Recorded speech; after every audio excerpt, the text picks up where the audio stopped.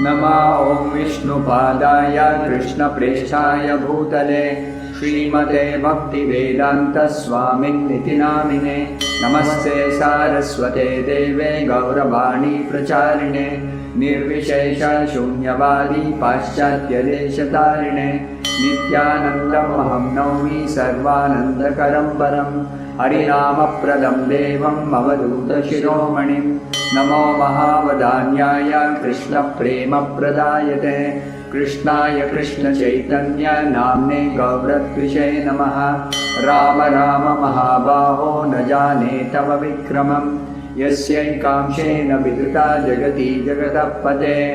कृष्णाय वासुदेवाय देवकीनन्दनाय च नन्दगोपकुमाराय गोविन्दाय नमो नमः।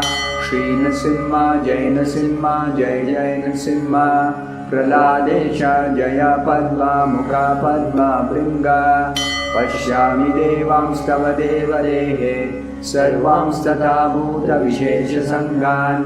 ब्रह्माणमीशं कमलासनस्थं ऋषिंश्च सर्वानुरगांश्च दिव्यान्। तुलसीदलमात्रेण जलस्य चुलकेन वा विक्रीणीते स्वमात्मानं भक्तेभ्यो भक्तवत्सलः। समाश्रिता ये पदपल्लवप्लवं महत्पदं पुण्ययशो मुरारेः।